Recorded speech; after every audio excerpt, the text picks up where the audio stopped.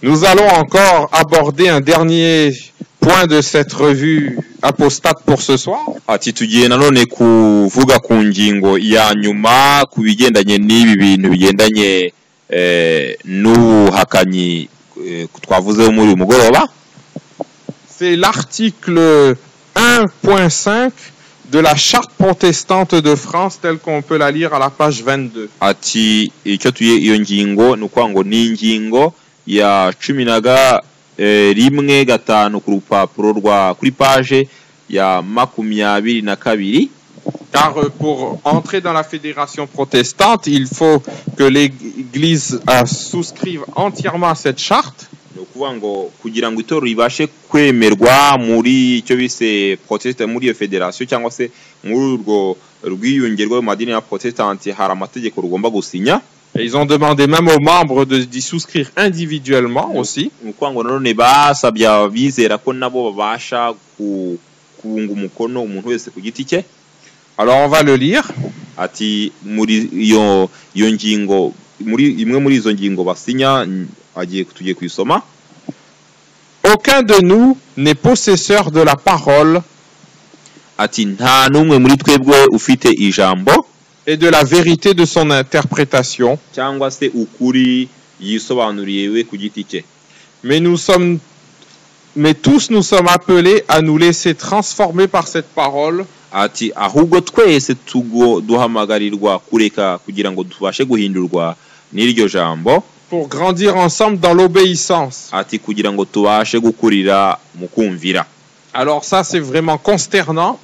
Ati ibi rwose ni ikinyoma gikomeye. Parce qu'on sait très bien que les protestants n'ont pas l'intention de grandir dans l'obéissance. Ati kuko tuzi neza yuko abaprotestanti batashaka gukurira mu kumvira. En effet, ils rejettent catégoriquement le 4e commandement. Ati kuko banga neza cyangwa se bashyira ku ruhande itegeko rya 4. Donc comment les adventistes pourraient-ils grandir ensemble dans l'obéissance avec eux? Ati ni gute abadiventi bashobora gukurira hamwe mu uko kumvira. Je reviens également sur le début de ce qu'on vient de lire. Ati none ndashaka kugaruka ku ntangiro y'ibyo tumaze gusoma. Qui est en effet un aveu. Ati ariho bagerageza kwemera. C'est un aveu magistral. Ati nukuvuga ngo ni uburyo bwo gusa naho bemeye amakosa cyangwa se kwicisha bugufi cyangwa se kwemera. Quand ils disent iyo bavuga bati aucun de nous n'est possesseur de la parole et de la vérité de son interprétation. Ati iyo bavuga bati nta numwe muri twebwe ufite ijambo cyangwa se ukuri yisobanurira uko ashaka.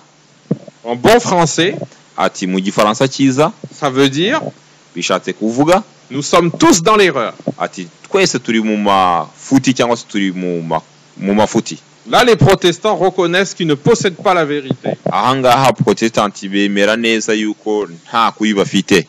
Donc comment pourrait-on s'associer? Ati ni gute ushobora kwifatanya nabo?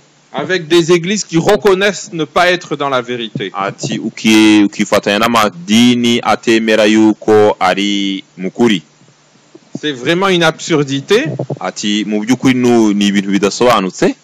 Et c'est vraiment fatal pour le salut. Ati kandi ni mafuti akomeye ku gakiza. Que de marcher délibérément. Ati mu kugenda nk'impumyi. Avec des gens qui reconnaissent être dans l'erreur. Ati kugenda nk'impumyi ugendana n'abantu bemera yuko bari mu mafuti cyangwa se mu binyoma. Les enfants de Dieu, eux, au contraire, sont attachés à la vérité. Ati abana b'Imana bo mu buryo donc kurundi ruhande biziritse kukuri. Et possèdent la vérité. Ati kandi bafite ukuri. C'est ce que nous lisons dans plusieurs passages de la Bible. Ati nibyo dusoma mu mirongo myinshi yo muri Bibiliya. Nous lisons par exemple dans le psaume 25 verset 5. Ati turasoma urugero muri Zaburi igice cya 25 umurongo wa 5. Conduis-moi dans ta vérité et instruis-moi. unyobore kubw'umurava wawe unyigishe. Le psalmiste disait aussi dans le psaume 26 au verset 3, nanone umunyazaburi avuga muri gitabo cya Zaburi 26 umurongo wa 3, je marche dans ta vérité. kuko imbabazi zawe nzireba mu maso yanjye kandi ngendera mu murava wawe. Nous lisons aussi dans 2 Corinthiens chapitre 7 au verset 14, nous vous avons parlé toujours selon la vérité. Ati mugi rwa mbere rwa kabiri rwa Korinto igice cya 7 umurongo wa 14 usomye uwo murongo wose niho batubwira ngo ntabwo twigeze twababwiye tujuru tubabwira nkuko ukuri kuri.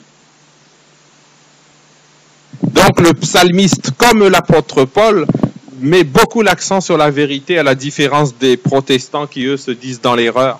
No kuvuga ngo umunyazaburi ndetse na Paulo ubwe bashyira nuko ngo baha agaciro cyangwa se baha agaciro ukuri ntago bameze nk'abari ya protestant berekana ko bari mu buyobe cyangwa se voilà mu buyobe. Les protestants disent aucun de nous n'a la vérité. Nuko ngo protestant baravuga ngo nta muntu numwe ufite ukuri.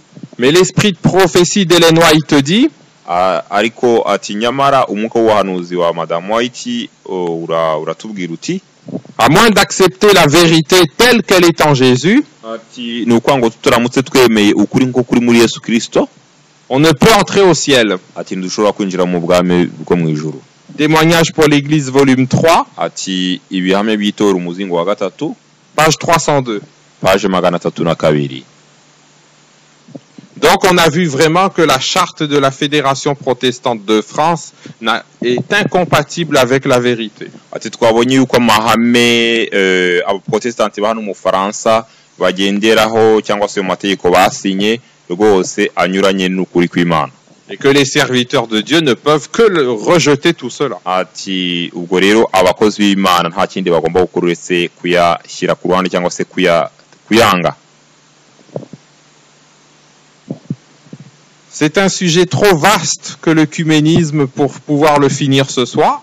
Ni ukuvuga ngo ni ingingo cyangwa se ni sujet ni ingingo yagutse cyane ku buryo tutashobora kuyirangiza muri uyu mugoroba. Aussi dans les prochaines soirées, ni ukuvuga ngo mu yindi migoroba tuzakomeza donc tuvuga donc twiga. Nous étudierons plus en détail. Tuzakomeza kugenda tuyigaho iyo sujet cyangwa se iyo ngingo twavuze igenanye n'urwingiro rw'amadini tuyigaho ku buryo buhagije. Les documents que les adventistes ont contribué à publier ou ont publié eux-mêmes. Ati nukuvuga ngo tuzakoresha inyandiko abadivantiste nanone bagiye bagira uruhare mu kuzisohora ndetse nabo ubwabo izo basohoye. Sur l'œcuménisme, comme la revue spéciale Relations interconfessionnelles, ayo madokima cyangwa se izo nyandiko tuzakoresha ni imwe muzo twagiye dukoresha nk'ingi ivuga kuri iki kinyamakuru basohoye kivuga ku bigendanye n'urwingiro rw'amadini ku buryo bwihariye. De janvier-février 2001, nukuvuga ngo iki kinyamakuru cyasohotse mu kwezi kwa kabiri mu 2001 que nous avons commencé à citer ce soir. Ndetse twatangiye gukoresha muri uyu mugoroba. Nous étudierons aussi le livre qu'ils ont publié tout récemment. Ati tuzongera kwiga nanone ku gitabo baherutse gusohora mu gihe gitoya gishize qui s'appelle Ces protestants que l'on dit adventistes. Cyitwa abo protestanti bita abadivantiste. Ce livre qui est vraiment une abomination aux yeux de Dieu. Ati icyo gitabo kikaba ari ikizira rwose mu maso y'Imana. Et nous étudierons aussi quelque chose d'autre que peu d'adventistes connaissent. Ati tuzongera kwiga none ikindi kintu abadivantiste bakeya cyane bazi. C'est que l'ensemble du système officiel adventiste est faux. Ati yuko mu buryo donc yuko abadivantiste système cyangwa se uburyo bari gukoreramo ubu ngubu yuko ari uburyo bupfuye. Car le Seigneur a clairement déjà rejeté la conférence générale ati kubera ko ku buryo bugaragara neza Uwiteka yamaze gushyira ku ruhande General Conference cyangwa se inama nkuru rusange y'Abadiventiste.